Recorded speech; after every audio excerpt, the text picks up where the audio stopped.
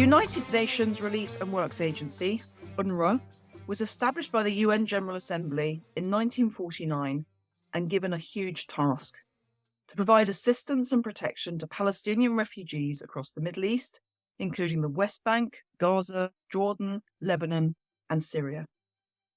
This historic task was handed to UNRWA in the months following Israel's War of Independence, that resulted in over 700,000 Palestinian refugees fleeing or being expelled from what had been mandatory Palestine.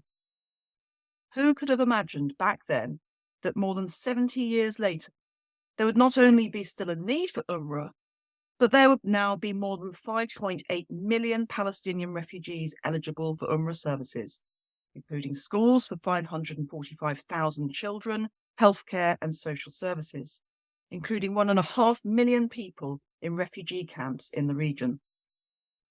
But that's not the only challenge facing UNRWA. It's faced challenges to its funding. Last year, the UK cut its funding to UNRWA by more than 50%, a decision that the agency claimed had pushed it closer to collapse and even to the point where it had run out of money. In August 2018, Donald Trump announced that he'd cut all aid to UNRWA, claiming the US was shouldering an unfair burden of the cost, a decision that was overturned 2 years later by President Biden. But UNRWA still faces issues and criticisms too. Accusations of the presence of allegedly anti-Semitic textbooks in some schools. I'm Charlotte Leslie, Director of CMEC, the Conservative Middle East Council, and to talk about these issues and the crucial work of UNRWA, I'm joined from Brussels by Matthias Burchard, Director of UNRWA's Representative Office to the European Union. Matthias, hello. Hi, Charlotte. Pleasure to be with you today. Thank you very much for joining us. Matthias, I understand you're the outgoing director. You've been with the agency for how long? You've seen some pretty challenging times. Indeed, Charlotte. Yes, it's 19 years. And as you mentioned, I will be retiring at the end of the year. In this course of these 19 years, I've seen the Israeli withdrawal from Gaza, the elections in the West Bank and Gaza, the Palestinian territories that brought about the Hamas to power, the following closure regime that was imposed.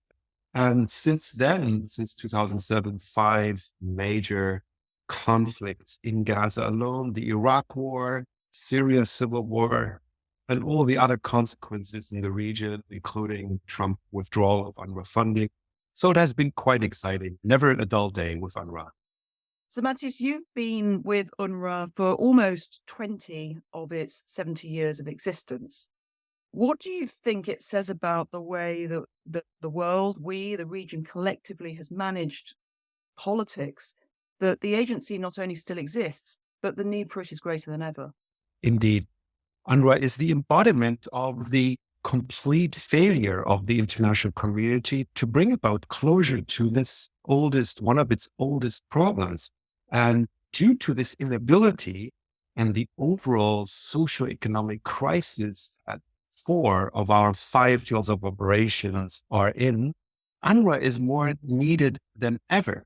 And just to give you an example, for example, in 2005 in Gaza, we had 80,000 people that required UNRWA aid to survive.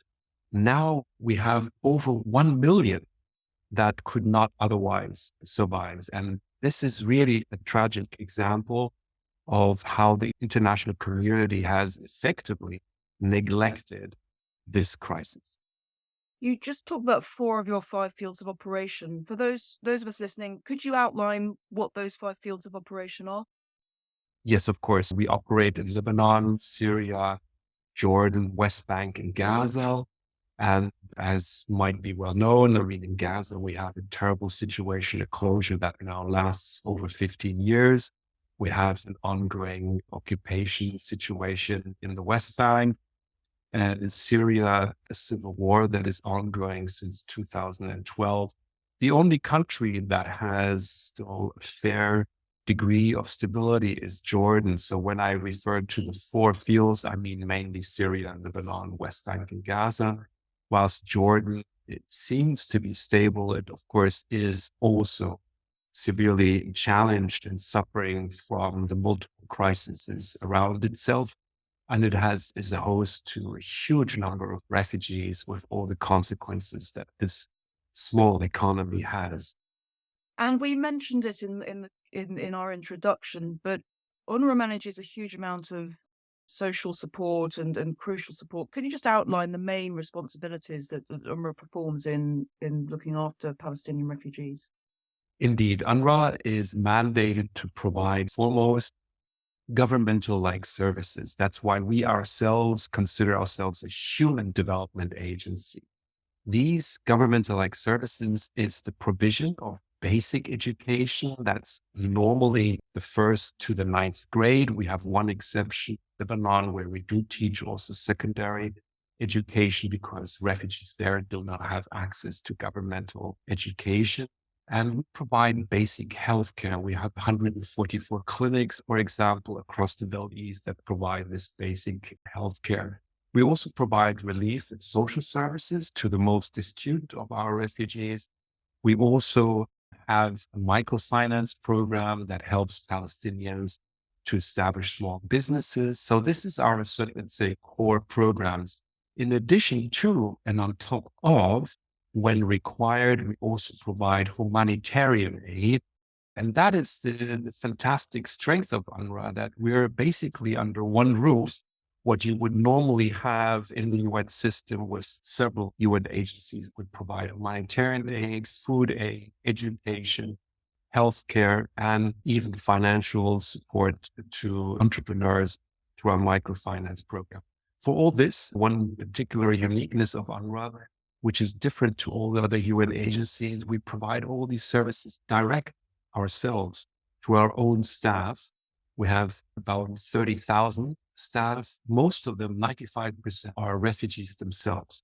So that's a big strength of us, that we don't have to deploy staff to actually reach the fields of operation. They actually live there among the refugees. And we have therefore a high degree of control what we're doing and who we're serving. So you have an enormous field of action, both in terms of activity and geographically, an ever-growing need, but ever-reducing funding. Is that correct? Can we just talk about funding for a moment?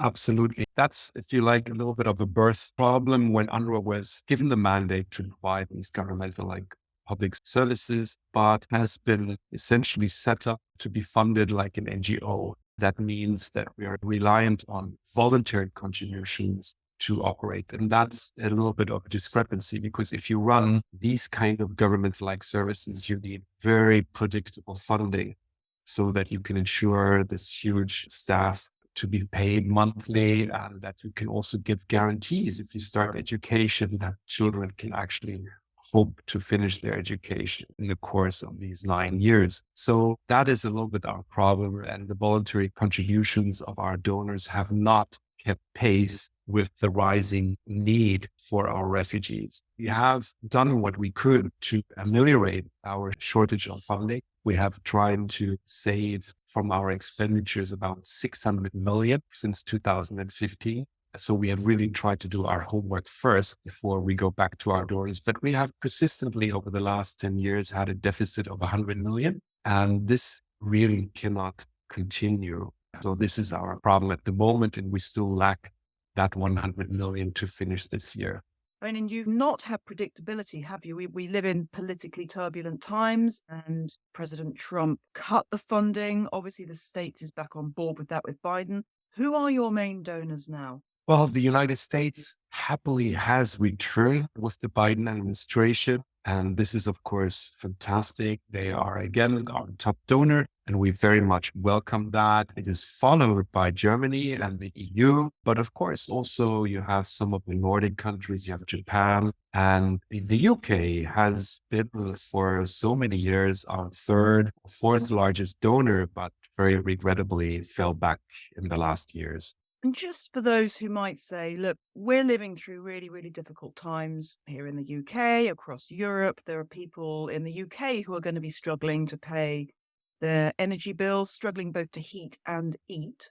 People might well say, well, why on earth should the UK support living standards of other people who have nothing to do with us?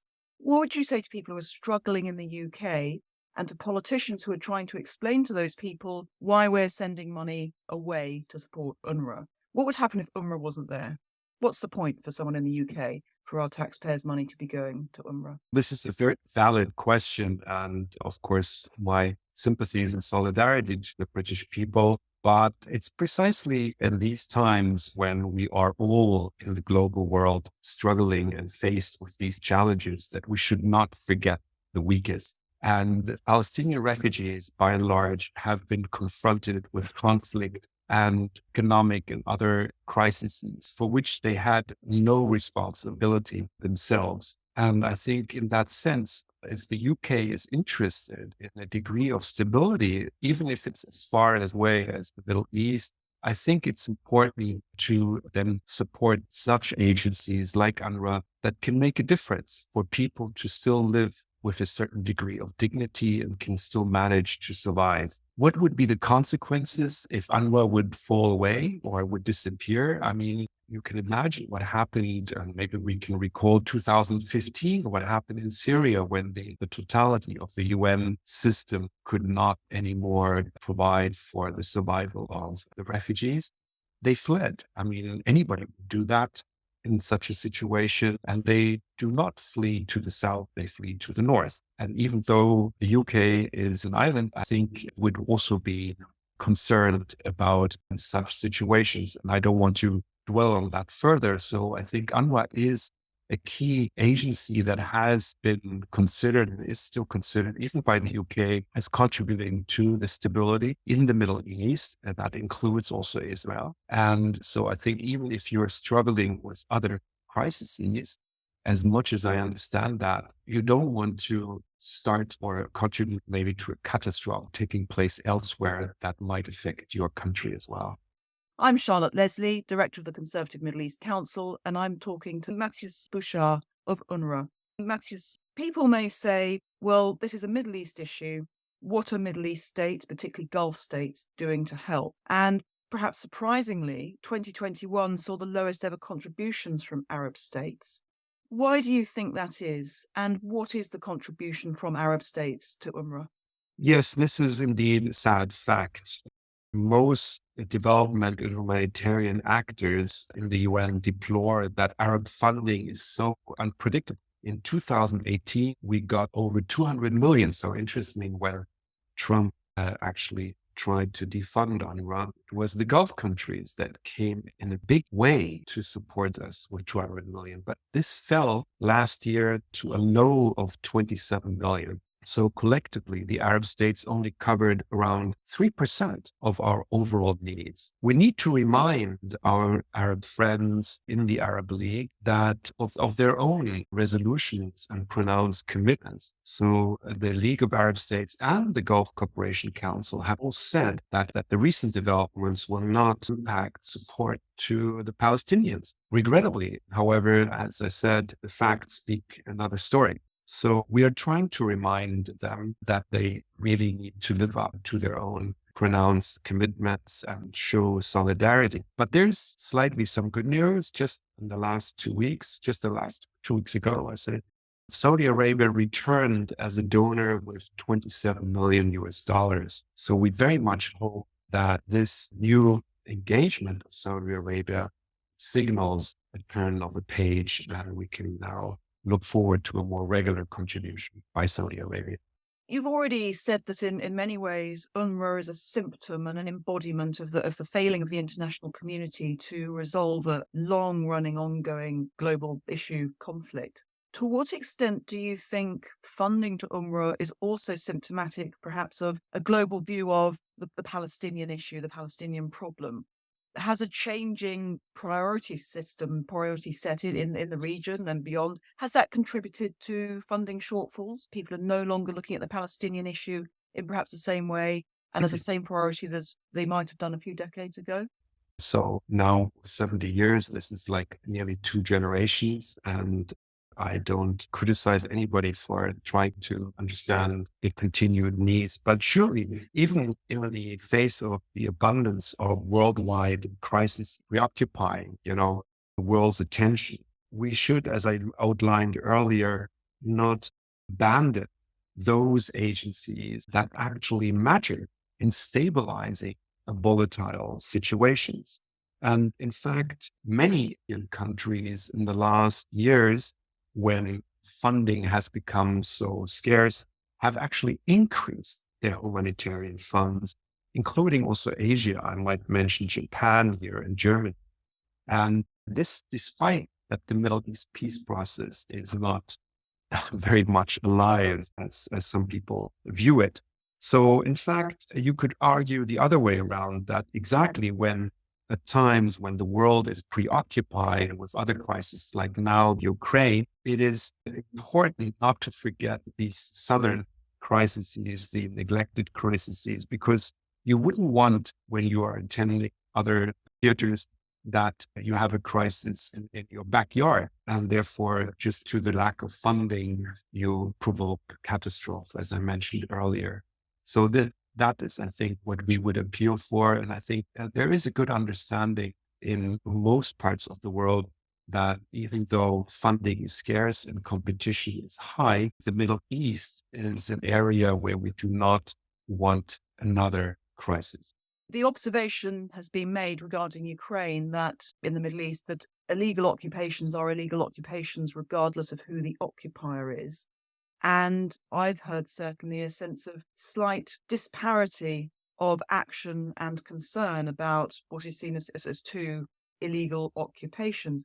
Is that something that you detect? Is there a sense that the Palestinian issue is an issue involving an illegal occupation which has fallen off the global consciousness while our focus is on another illegal occupation in Ukraine? Is that something that crosses your desk? Definitely. The Palestine issue, the Middle East peace process, is at the moment not the forefront. As you rightly said, in past years, it was maybe among the top 5 international issues that was on the agenda of world attention, but now has decreased in attention. But I would go as far as that it has really sort of fallen off the radar. I think all the issues, Syria conflict, the West Bank and Gaza, is still very much in the news and in the observation of people. When I look at social media and otherwise, there is strong attention to that. And even if you like, some connections are made between the crises. As effectively, the Middle East is, of course, suffering in a way, indirect way, from the Ukraine crisis because of the grain shortage. So always everything is interconnected.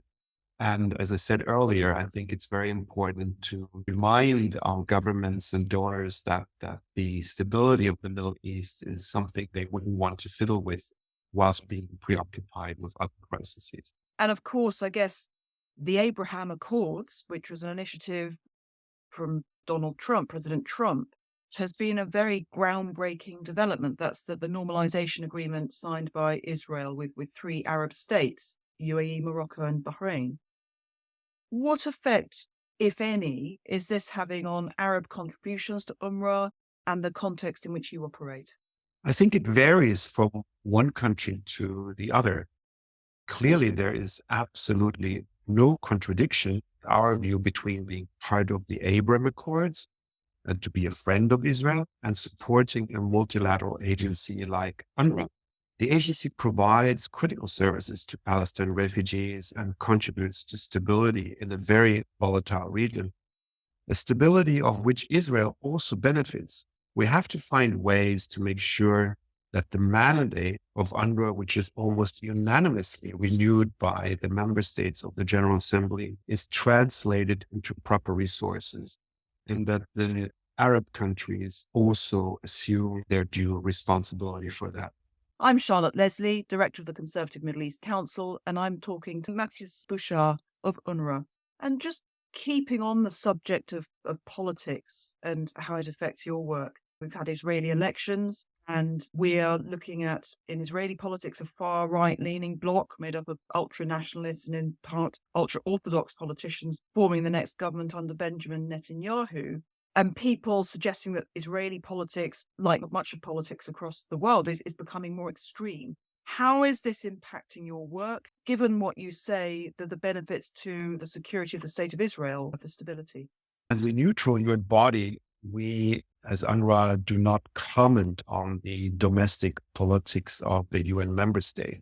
All I can say is that for the last 55 years, so since 1967, UNRWA has enjoyed a very respectful relationship with the State of Israel. It allows our daily operations in the West Bank, East Jerusalem, the Gaza Strip. It is a trusted relationship that also benefits Israel. So we very much hope and look forward to continue these relations with the present government and its structures as it has been in the past.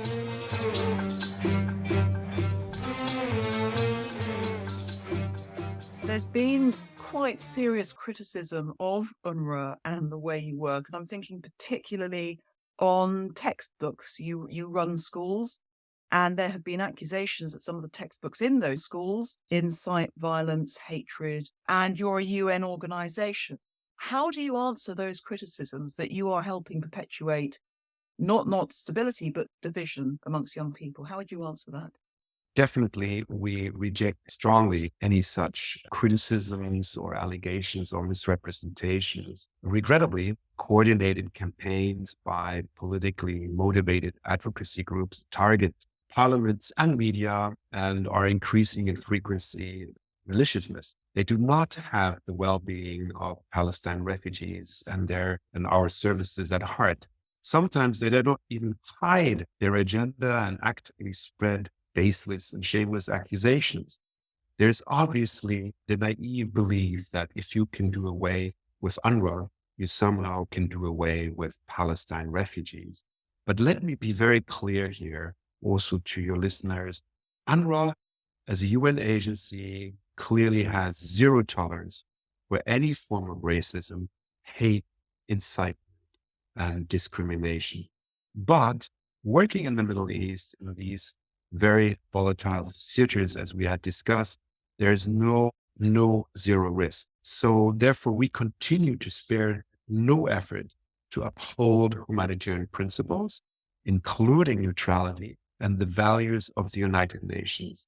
Nearly all our personnel are well aware of their obligations as UN staff members, and we take every allegation against individuals that might have transgressed these obligations very, very seriously and take it up in our own way of systematically going after that. So all we can say is, look at the results. I think if you look at how many of the renowned international organizations, be it UNESCO, World Bank, and others at British Council, have categorized our work, especially in education, as being exemplary in comparison to the regional education systems. I think that should be better understood and known. So we're trying our very best to make sure that precisely these accusations do not take place in our schools.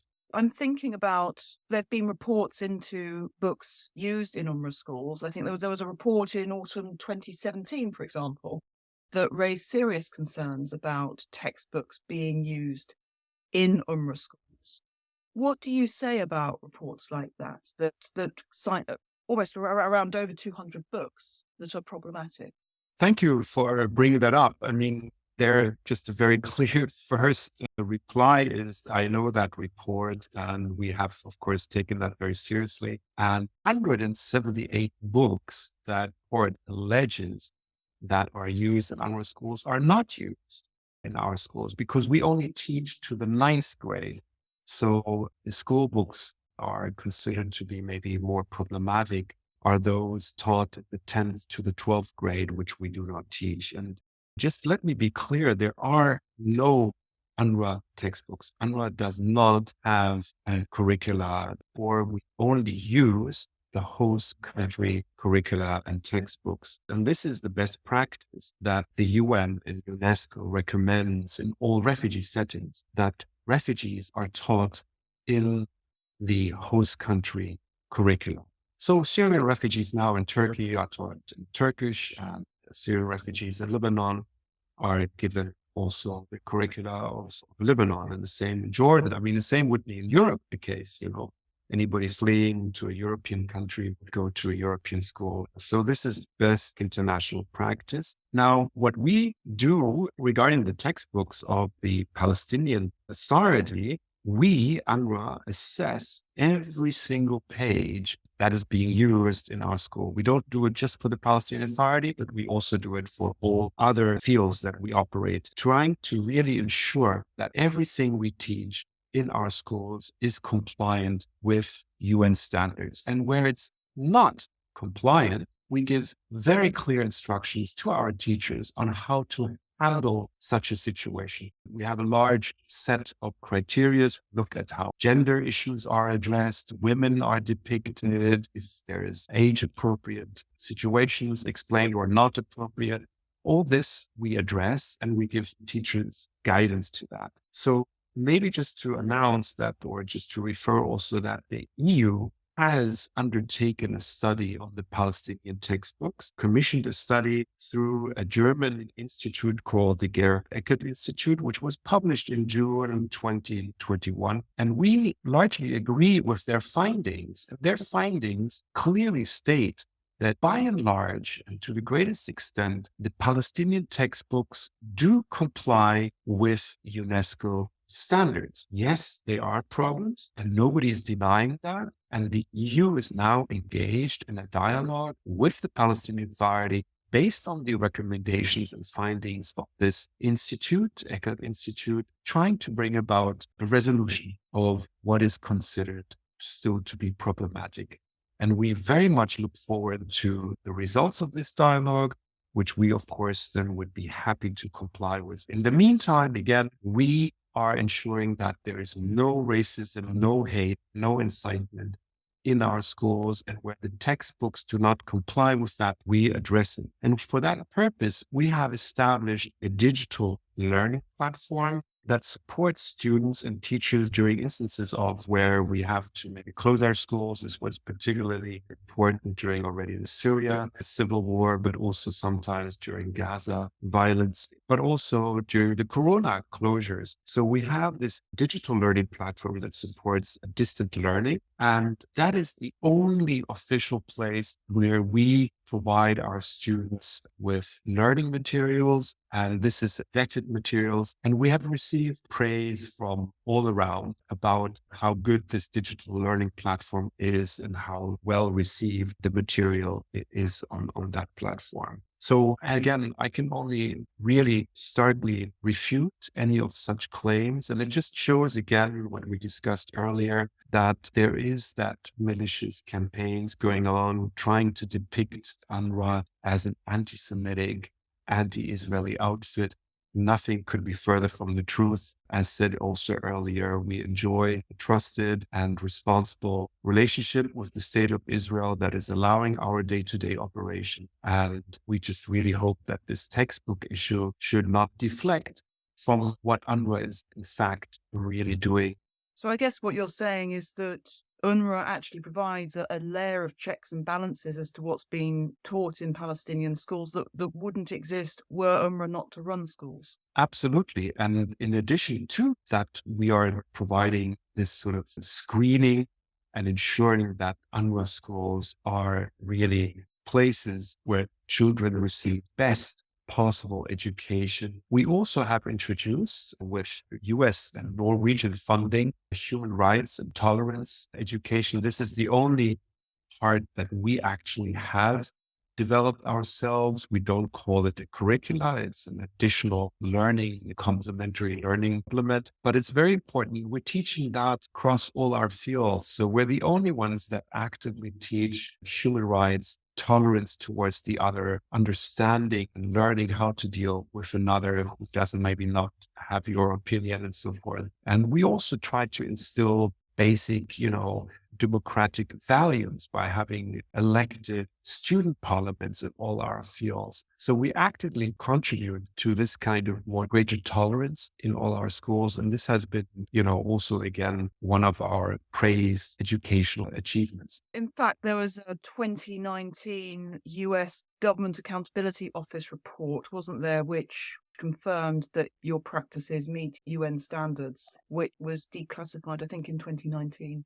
Indeed, that's another report, of course, that confirms that. But in the meantime, as I said, we also have reports from the World Bank, from UNESCO that date back to 2021 or 2020 that confirm that if a student goes to an UNRWA school, he would not only finish the school 1 year earlier than his peers in governmental schools, but also with higher grades. And this despite, due to austerity measures, we have classes in Gaza and many other theaters, many other operational fields with 50 children in a class, 50 children. Just imagine teaching them as a teacher. And still, they are among the best achievers of their age group compared to host countries. So just to say that education means a lot to us. We're working very closely also with the UK here, that is always putting a lot of attention and an address on the neutrality and our compliance with best practices. So with the help of our donors, we have a rigorous quality assurance of what we teach, how we teach, and the results speak for themselves that this is a great investment. So coming back to one question earlier that you asked, taxpayers in the UK, is it really worthwhile? Well, I think investing in education is an investment in hope. It's investing in people's future so that they really can become productive members of their societies. Where do you think UNRWA is going? Is there any light at the end of this tunnel? Is there any possibility that UNRWA will no longer be needed one day? Where are we headed? We're probably the only agency that regrets that we still are needed and needed to such an extent, because still millions of Palestinian refugees rely on UNRWA for their survival. We have this over 500,000 children that otherwise would not have schooling. We have 2 million graduates of UNRWA that have contributed to the development of a whole region. There are so many issues that still cater for the relevance and the contribution of UNRWA to regional stability. Just to mention also that we have 2 million of the poorest of Palestinians across the region that require food aid and assistance. So all that makes us still very much relevant. And we can only seriously hope that the international community will, hopefully soon, but eventually find the time again to address the core issue. Refugees, the Palestinian refugees, the whole region deserves a fair and conclusive resolution of this conflict. People need to get on with their lives. And as you've seen, the desperation is just so extreme. If I may just recall, the tragic incident you recently had with people from Lebanon trying to leave with boat capsized. Many, many of them had been Palestinian refugees. You have Palestinian refugees among boats leaving the shores, Tunisia, Libya for Europe. These are all signs of acute desperation. There's a strong feeling of abandonment among the Palestinians and their situation, as described earlier. Nearly all refugees in Lebanon, Gaza, and Syria are now below the poverty line. It's 80 or 90% in various countries. So in such situations, really, you need an agency like UNRWA. So I think, sadly, our need still is required and will be required for some time, but we're definitely not the ones to give up hope that this conflict will see its end in the near future. And finally, Matthias, you're going to be moving on after 20 years at UNRWA. What does the future hold for you? What's next? Do you know? That's an intriguing question. Well, I will, of course, take a break. I think 30 years working for the Middle East is a long time. And I've seen quite a few, as you mentioned, that we mentioned earlier, crises and otherwise. So I think I'll take a break from the Middle East and maybe look at other issues. I think after such a long time, it's also good to maybe look at some other prospects. So I will be retiring to Spain. And so I'll enjoy a little bit the sun. And I can only say, hasta luego. Matthias, we wish you very, very best with life after UNRWA, and thank you very much for taking the time to be with us today. I'm Charlotte Leslie, Director of CMEC, the Conservative Middle East Council, and I was speaking to Matthias Burchard of UNRWA. Matthias, thank you very much indeed. Thank you.